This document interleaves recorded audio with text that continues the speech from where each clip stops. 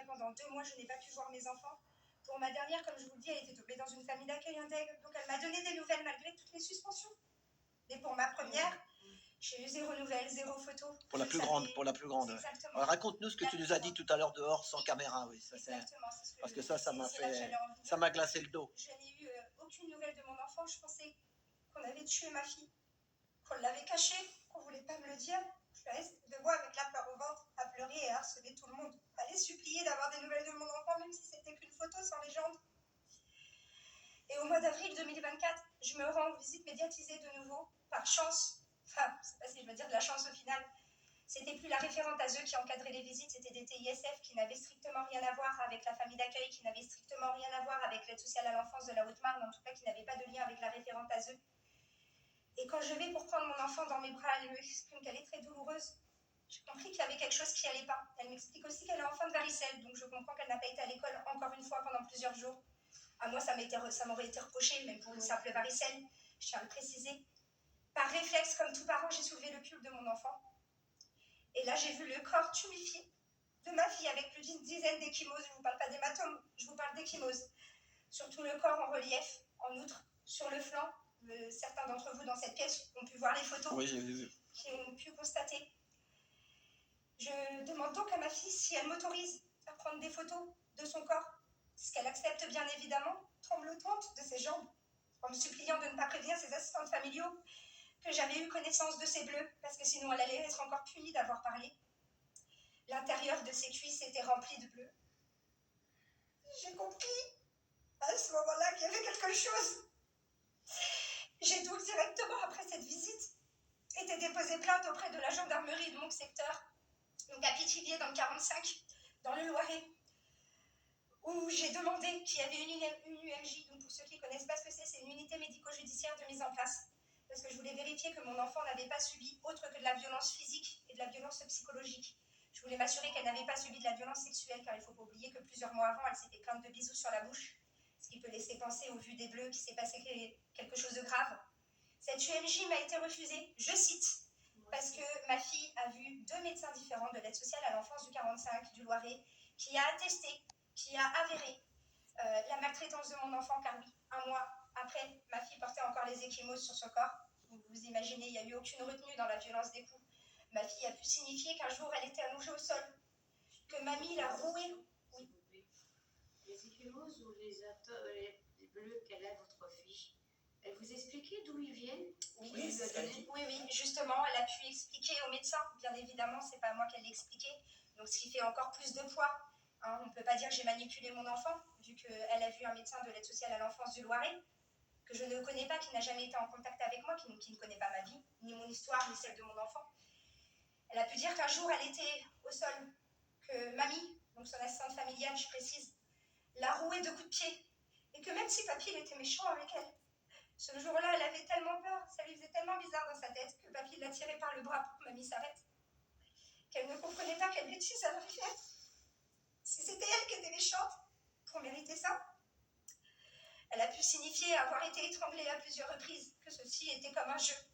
Elle a pu exprimer le ressenti, un ressenti d'un enfant de 7 ans ne s'invente pas. Elle a pu dire qu'au début, elle avait des nausées, envie de vomir lors de l'étranglement, mais que par la suite, elle n'arrivait plus à respirer, et c'est seulement à ce moment-là qu'il lâchait prise. Qu'un jour, ils ont mis un couteau près de son œil, elle a su effectuer le geste, bien évidemment, lors des auditions, en la menaçant. Et que quand c'était l'heure du sévice sexuel, l'heure du viol pour ma fille, l'heure de plaisir pour ses bourreaux, que papy arrivait dans la salle de bain, que lui effectuait des pénétrations digitales. Encore une fois, ma fille, à moi, m'avait parlé d'attouchement sexuel lors de juillet 2024 quand elle a dénoncé son viol. Ces détails-là, elle les a précisés lors d'une audition filmée. Hein, donc je l'ai appris qu'après, que mamie a embrassé papy sur la bouche. Papy, mamie, je précise, oui, c'est ça. Famille d'accueil. C'est ça, parce que sinon on pourrait croire que tu sais que c'est ta famille. Après les gens vont dire oui, c'est sa famille. Non. Ouais, mais arrête de dire ma vie. Ouais, c'est ce que j'étais en train de me dire. C'est sa famille d'accueil, mais c'est parce que je cite les propos de mon enfant tels qu'ils sont. Et ils étaient vieux ou quoi ces gens-là? Famille d'accueil, 40 ans, 30, 50 ans. Entre 40 et 50. Entre 40 et 50, voilà. Mais c'est la famille d'accueil, hein, c'est place. ils sont payés pour garder tes enfants, hein, il faut le dire. Et ils sont bien payés. Pas pour les garder, attention, ils sont censés les protéger. Voilà, c'est ça. Normalement, c'est ça le rôle. Service, d'accord, de protection de l'enfance. L'aide sociale à l'enfance. Exactement. Voilà, c'est ça. Et que mamie embrassait papy sur la bouche et lui disait chérie, continue comme ça. Elle a pu m'exprimer, ma fille, quand elle pleurait tellement elle avait peur quand ça se déroulait. Tout son visage était mouillé. Je lui ai demandé si elle avait dit non. Elle m'a dit qu'elle les avait suppliés d'arrêter. Et qu'ils continuaient. Et qu'ils ont dit que c'était normal. Ça s'est pas passé une seule fois. Ça a été effectué à plusieurs reprises. Imaginez-vous ce que mon enfant a subi. Je peux vous assurer qu'à mon domicile, je suis pas la meilleure des mamans. Je suis pas la meilleure des êtres humains. Je me remets en question tous les jours. J'ai peut-être pas la meilleure des éducations. Je peux poser une question. Oui. La famille d'accueil qui vous dit comme quoi, entre guillemets, que votre enfant est bien placé. Votre enfant est resté chez eux combien de temps? 11 mois. 11 mois de calvaire. Et 11 mois où elle a dû subir tout ça jour et nuit. Où elle a été insultée de grosse. Elle a été traitée de débile, de mongole, de tous les noms qui peuvent passer, privée de ses jouets, privée de nourriture, privée de soins. Elle n'a pas vu d'orthopédiste pendant un an, elle n'a pas vu de médecin pendant un an, alors qu'elle doit porter des semelles orthopédiques, elle doit voir des neurologues. Ça n'a jamais été effectué. On a retiré mon enfant de cette famille d'accueil suite au dépôt de plainte, on l'a transféré dans le Loiret à Montargis dans un foyer, dans une MDE.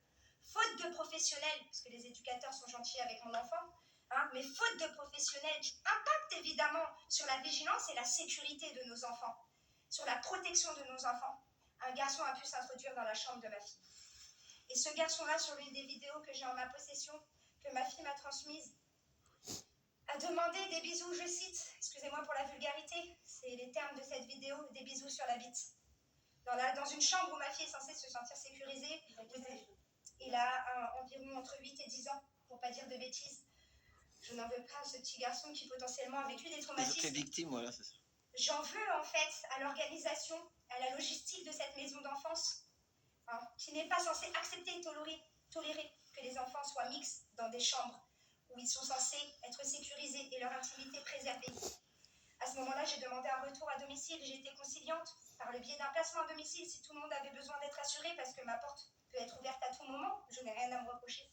Ça m'a été refusé parce que, soi-disant, cela est trop prématuré pour mes enfants, alors que les éducateurs de la MDE et famille d'accueil de mon dernier bébé sont totalement positifs à un retour à domicile, ne signalant aucun danger ou aucun signe suspect physique ou psychologique après les DVH libres à mon domicile.